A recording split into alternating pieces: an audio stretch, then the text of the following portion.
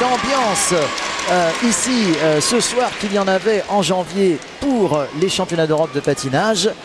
Le Palais des Sports fait le plein, 4500 spectateurs, payants. Pas payants, on peut l'imaginer. Il y a toujours quelques invités, hein, la plupart sont payants. Et 42 pays qui participent, ce qui en fait vraiment un record. La gymnastique trouve ici vraiment toute sa dimension internationale. Et c'est également le cas évidemment des participants, et notamment des participantes chinoises, les chinoises très présentes, Michel, ici depuis le début du week-end. Oui, celle-ci particulièrement appréciée puisqu'elle était 4e aux Jeux Olympiques à Athènes. Elle était championne du monde au saut de cheval. Ce n'était pas au sol, mais elle excelle au sol et on l'a vu dans cette première diagonale acrobatique, notamment où elle a présenté une triple brille à partir du talus.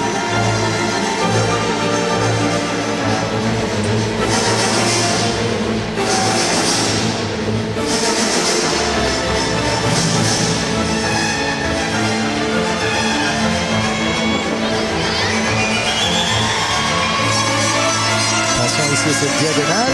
Oui, belle amplitude sur cette brise, salto arrière corps carté, parfaitement bien exécuté.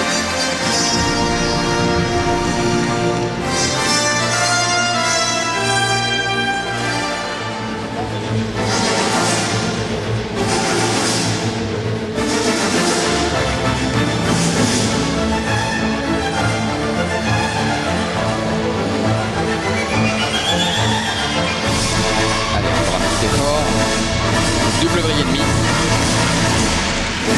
Et voilà.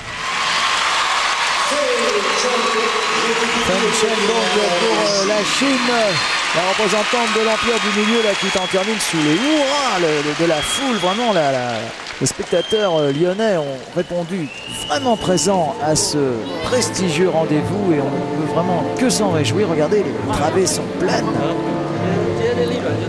Et donc cette jeune chinoise est un petit peu plus âgée que la concurrente espagnole vue précédemment, 17 ans.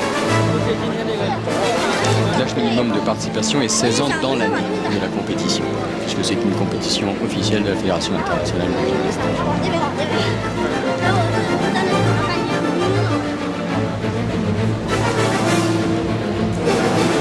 Alors cet exercice du sol qui affectionne autant les garçons que les jeunes filles. Là ce soir nous allons suivre en direct ici donc le sol chez les jeunes filles actuellement à l'image et puis ce sera suivi grandement avec la barre fixe chez les garçons qui est peut-être l'exercice le plus spectaculaire, en tout cas celui qui permet de s'élever le plus haut dans les airs de ce Palais des Sports de Lyon-Gerland.